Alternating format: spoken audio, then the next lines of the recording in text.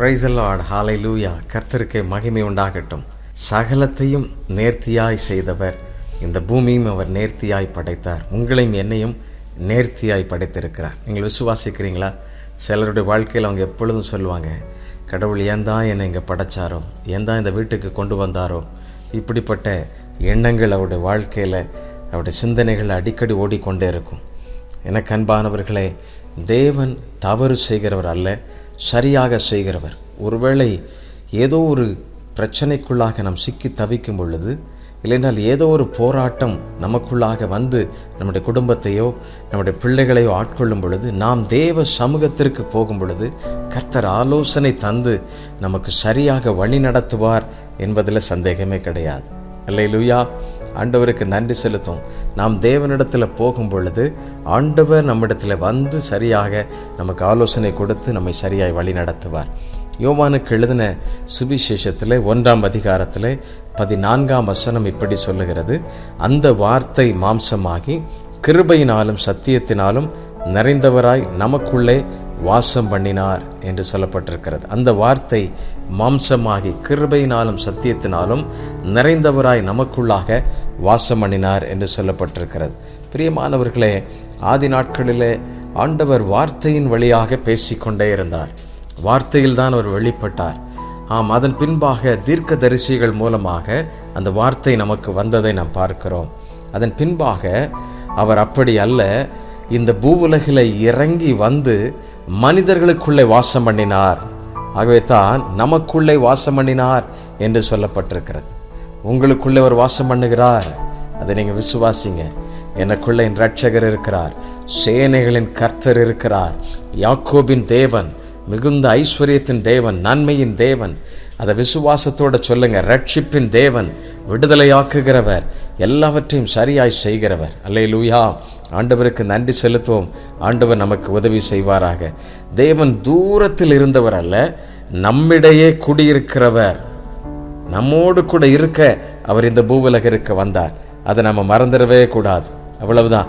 இது ஒரு மிகப்பெரிய அன்பின் வெளிப்பாடு. இதுதான் தேவன் நமக்கு கொடுத்திருக்கிற விலை மதிக்க முடியாத ஒரு பெரிய பிளெஸிங், ஆசீர்வாதம்.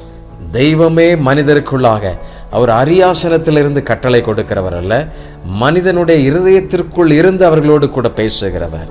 அல்லேலூயா. ஆண்டவருக்கு நன்றி செலுத்த. ஒரு ஆசிரியர் அப்படியே வந்து ஆன்லைனில் டீச் பண்ணிட்டு போகிறது வேற, ஆனால் அவங்க வகுப்பறையில் வந்து பிள்ளைகளோடு பேசி வந்து சொல்லி கொடுப்பது, அது மிகுந்த ஆசீர்வாதம். அதுதான் அவங்களுக்கு இன்னும் ஆழமாக புரிந்து கொள்ள முடியும். அதுதான் நேரடியாக வருவது. பிரியமானவர்களே, அப்படி வார்த்தையின் வழியாக இருந்தவர் மனுக்குலத்தின் மக்களை சந்திக்கும்படியாக உங்களுக்குள்ளையும் எனக்குள்ளையும் அவர் இன்று வாசம் பண்ணுகிறார்.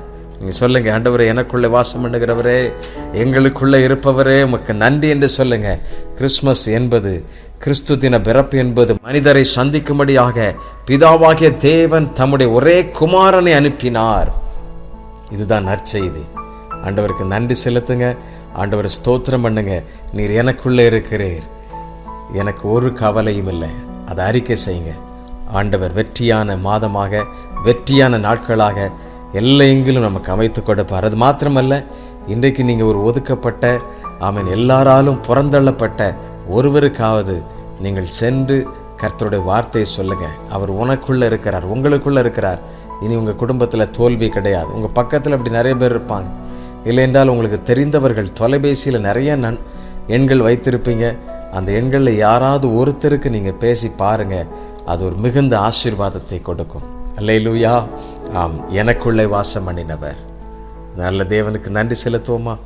தகப்பனே, நாங்கள் உமக்கு நன்றி செலுத்துகிறோம். ஆண்டவரே, வார்த்தை மாம்சமாகி கிருபையினாலும் சத்தியத்தினாலும் எங்களோடு கூட நீர் வெளிப்பட்டதற்காக உமக்கு ஸ்தோத்திரம். அன்பின் இரட்சகரே, நாங்கள் உம்மை துதிக்கிறோம். பிதாவாகிய தேவன், நீர் எங்கள் மத்தியில் இறங்கி வந்து எங்களோடு கூட வாசம் பண்ணுகிறதற்காக நன்றி. அப்படி பிதாவாகிய தேவன் எங்கள் ஆண்டவர் ஒரே குமாரன் எங்களுக்கு அனுப்பினரே, உமக்கு நாங்கள் நன்றி செலுத்துகிறோம்ப்பா. அப்பா, எங்களை சரியாய் நீ நடத்தி செல்லுகிறீர். எல்லா குறைவுகளை மாற்றுகிறீர். இந்த தேசத்தின் குடிகளுக்குள்ளாக அந்த சமாதானம் உண்டாயிருப்பதற்காக நன்றி செலுத்துகிறோம். ஆண்டவரே, நீர் அரியாசனத்தில் இருந்து கட்டளை கொடுப்பவர் அல்ல, எங்களோடு கூட உலாவுகிறவர், எங்களோடு கூட பேசுகிறவர். அப்படி நீர் கிருபை செய்வீராக. தொடர்ந்து எங்களை நடத்துவீராக.